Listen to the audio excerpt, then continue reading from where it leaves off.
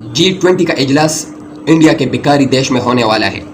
अब जरा समझो G20 का मतलब क्या है। मतलब है कि 20 गरीब देश। अबे वो एक टकले दिमाग से पारिक आदमी, तेरी जल नीचे रही थी पर तूने जो है ब्लेड गलत जगह पेड़ दिया।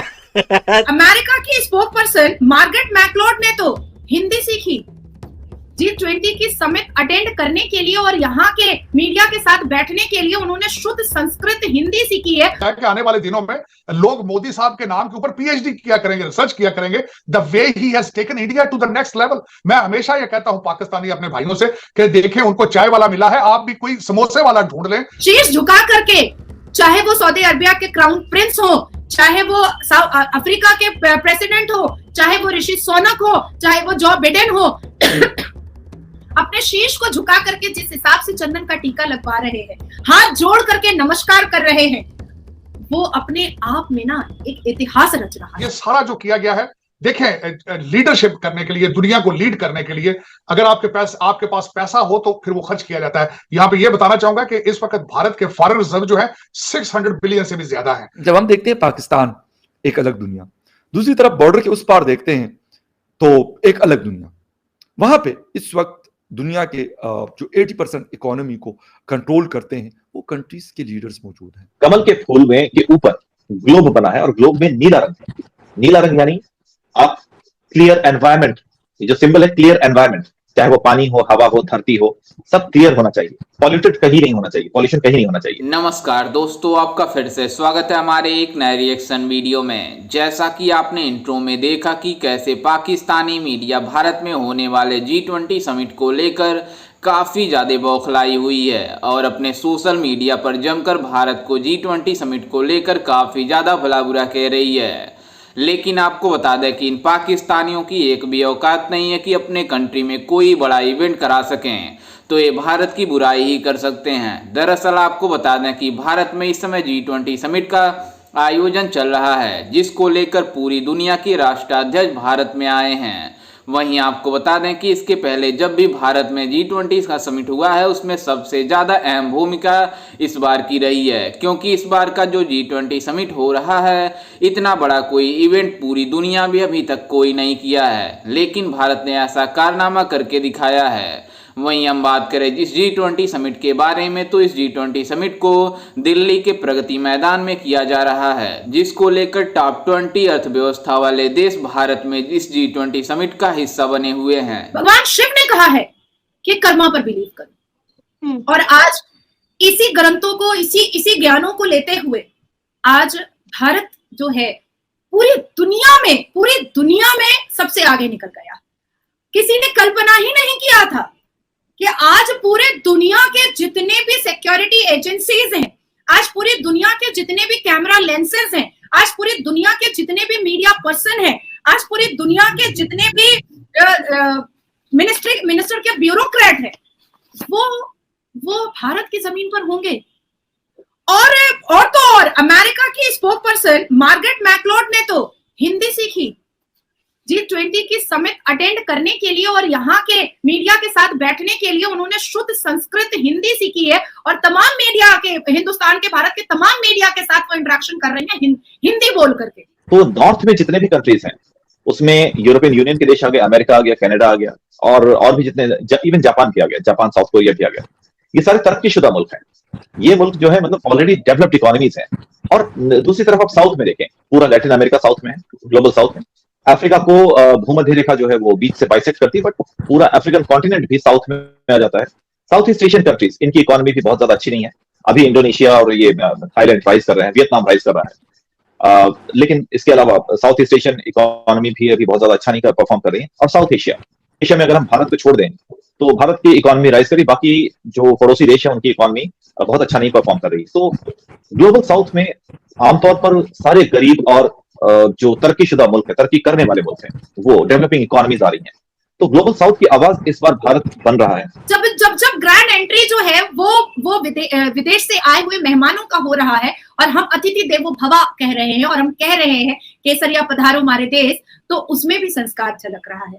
शीश झुका करके, चाहे वो सऊदी अरबिया के क्राउन प्रिंस हो, चाहे वो अफ्रीका के प्रेसिडेंट हो, चाहे वो ऋषि सोनक हो, चाहे वो जो बिडेन हो, अपने शीश को झुका करके जिस हिसाब से चंदन का टीका लगवा रहे हैं, हाथ जोड़ करके नमस्कार कर रहे हैं, वो अपने आप में ना एक इतिहास रच रहा है, एक इतिहास रच रहा है। देखिए, अफ्रीका ऐसा देश है जिसे चीन ने बुरी तरह लूटा है। पहले वेस्ट ने लूटा और चीन ने भी अपने डेथ ट्रैप में फंसा करके लूटा है। दूसरा, अफ्रीका के जितने भी मिनरल्स हैं, नेचुरल मिनरल्स हैं, वो सारे वहां से एक्सट्रैक्ट करके और अफ्रीकन इकोनॉमी को आगे बढ़ाने की बात कहकर झांसा दे करके चीन ने भी बहुत बुरी तरह से लूटा है अफ्रीका को। लेकिन अब क्योंकि भारत आ गया है और बाकी G20 में जब अफ्रीका शामिल हो गया है, तो कोई देश जो है, कोई एक देश अपने जाती मफाद के लिए अफ्रीका को लूट नहीं सकेगा। अब सही मायने में अफ्रीका की तरक्की होगी। इस बात का जो भरोसा है वो हम सबको ही नहीं बल्कि पूरी दुनिया को हो गया है। बहुत बड़ी बात है ये भारत के लिए। और जिस हिसाब से एक खुशी का इजहार जो बिडेन साहब ने किया है, खुर्शीद साहब ने किया है, वो हमारे लिए बहुत बड़ी बात है। एक होती है ना सना कि एक तरफा ख्वाहिश का इजहार करना कि आप कर लें हमारे साथ, और एक होता है कि सामने से ये अप्रोच आना कि भारत के प्रधानमंत्री जी हमारे साथ इस डील को कीजिए। तो हमारे साथ ये हुआ है कि गल्फ जो है और क्राउन प्रिंस जो खुर्शीद साहब है, जो बिडेन जी हैं, उन्होंने खुद कहा है कि इस डील में आइए और G20 में हम इसको फाइनलाइज करेंगे और पूरे इंफ्रास्ट्रक्चर को लेकर के जो काम होगा आगे वो बिल्कुल डायरेक्ट सऊदी अरबिया के क्राउन प्रिंस जो बिडेन जी और भारत के प्रधानमंत्री के द्वारा ही किया जाएगा, उनके नेतृत्व में, 3 लोगों के नेतृत्व में ही किया जाएगा, जिसका पूरा डेटा जो है वो शायद शाम तक हमारे सामने आ जाएगा। पर डील तो हो गई है फाइनल। जब हम देखते हैं पाकिस्तान, एक अलग दुनिया, दूसरी तरफ बॉर्डर के उस पार देखते हैं तो एक अलग दुनिया। वहां पे इस वक्त दुनिया के जो 80% इकोनॉमी को कंट्रोल करते हैं वो कंट्रीज के लीडर्स मौजूद हैं। वहां पर पूरा न्यू दिल्ली जो है वो कचाकच भरा हुआ है। इंटरनेशनल मीडिया के शायद सैकड़ों हजारों के हिसाब से लोग आए हुए हैं। फिर जो हेड ऑफ द स्टेट्स आ रहे हैं उनके साथ उनके डेलीगेशंस मौजूद हैं। तो वो कह रहे हैं कि जो बड़े बड़े जो 5 स्टार और 7 स्टार होटल्स हैं वहां पे जिसे कहते हैं कि मतलब फुल जैम पैक चल रहे हैं। वो इवन 4 स्टार में भी शायद अब जगह अवेलेबल नहीं है।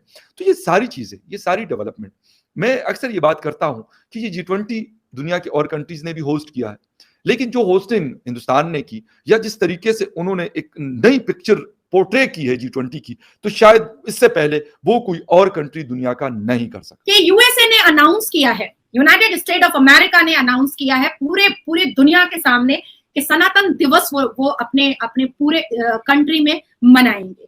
साथ ही साथ उन्होंने ये भी कहा है कि जिस तरह से भगवान राम की आइडियोलॉजी से लोग अट्रैक्ट हो रहे हैं, वहां पर भी मंदिरों का निर्माण रखा जाएगा, आरतियों की सुविधाएं और तेज की जाएंगी, इंडियन एम्बेसी को और भी ज्यादा इंप्रूव और डेवलप किया जाएगा। तो ये सब हमारे लिए बहुत बड़ी बात है। पीछे जो पहिए का निशान है वो किस चीज को रिप्रेजेंट कर रहा है? ये जो पहिया है, दरअसल ये वैसे अगर आप देखें पहिए को एक अलग आइडेंटिटी के रूप में, तो ये है कि मतलब पहिया चलता रहता, रुका नहीं रहता। पहिए का मतलब आप चलते रहिए और चलिए किस तरफ, आप तरक्की की तरफ, प्रगति की तरफ, डेवलपमेंट की तरफ आप चलते रहिए। लेकिन ये जो पहिया लगा के दिया गया, ये उड़ीसा के कोणार्क टेम्पल का जो हमारे टेम्पल बना हुआ है, वो टेम्पल जो है एक रथ के फॉर्म में बना हुआ है, चैरियट जिसे घोड़े खींचते हैं। और कोणार्क यानी सूरज का रथ। कोणार्क जो है हमारे यहाँ सूरज को बोलते हैं। सूरज के कई नाम है, अमिताभ, भास्कर, सूर्य, बहुत सारे और नाम है। लेकिन ये कोणार्क टेम्पल में जो पहिया लगा है ये वो है, यानी कि आप प्रगति की तरफ, रोशनी की तरफ, डेवलपमेंट की तरफ आगे चलते रहें। ये उसका जेस्चर है और उसका सिंबल है। तो उसके आगे खड़े होकर के पीएम मोदी जी ने सबका स्वागत किया है, सबका इस्तकबाल किया है। जी हाँ दोस्तों, आपने देखा कि कैसे पाकिस्तानी मीडिया इस बात को लेकर शॉक्ड हो गई है कि भारत में इतना बड़ा इवेंट कैसे हो रहा है। दरअसल आपको बता दें कि इस इतने बड़े इवेंट होने के पीछे भारतीय प्रधानमंत्री श्री नरेंद्र मोदी जी का हाथ है, क्योंकि इन्होंने अथक परिश्रम करके भारत में हो रहे G20 समिट का हिस्सा बनाते हुए पूरे देश को अपने देश में बुला लिया है, जिसको लेकर पूरी दुनिया शॉक्ड हो गई है। वहीं हम आपको बता दें कि हमारा पड़ोसी मुल्क यानी भिखारी पाकिस्तान इस बात को लेकर जल रहा है कि भारत में इतना बड़ा इवेंट हो रहा है, बल्कि हमारे पाकिस्तान में तो कोई इवेंट ही नहीं होता है। बल्कि आपको बता दें कि पाकिस्तान में कोई देश का राष्ट्राध्यक्ष उस देश में जाना तक पसंद नहीं करते हैं और ये बात करते हैं कि G20 समिट का हिस्सा बनने के लिए।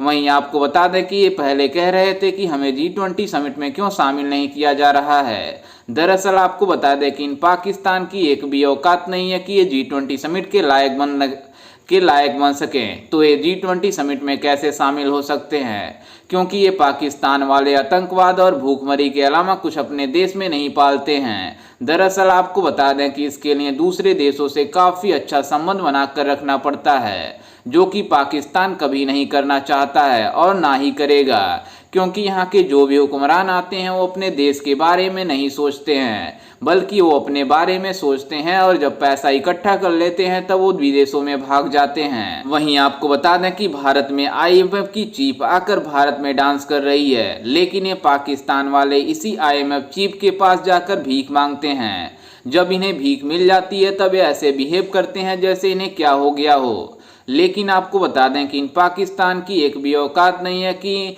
कोई बड़ा इवेंट अपने देश में होस्ट करा सकें, तो ये दूसरे देशों में कैसे जा सकते हैं। वहीं आपको बता दें कि UAE में लगभग 24 से 25 शहरों में इन पाकिस्तानियों को बैन लगाया गया है, लेकिन ये पाकिस्तान वाले फिर भी नहीं सुधरेंगे और ये बातें करते हैं कि भारत में इतना बड़ा इवेंट कैसे हो रहा है। वहीं हम आपको बता दें कि भारत में इस समय G20 समिट का इतना बड़ा आयोजन हुआ है कि पूरी दुनिया की निगाहें भारत में होने वाले G20 समिट पर है, क्योंकि इतना बड़ा इवेंट कोई देश कराया ही नहीं है। और हम आपको बता दें कि इस इवेंट में अलग अलग देशों के अलग अलग मुद्दे रखे जाएंगे, जिसमें अलग अलग देशों के अलग अलग बातें रखी जाएंगी कि उस देश में क्या किया जाए कि और ज़्यादा तरक्की हो सके। खैर, इस पर आपकी क्या राय है, हमें अपनी राय कमेंट में ज़रूर दीजिएगा और साथ ही हमारे चैनल को सब्सक्राइब करना बिल्कुल भी ना भूलें।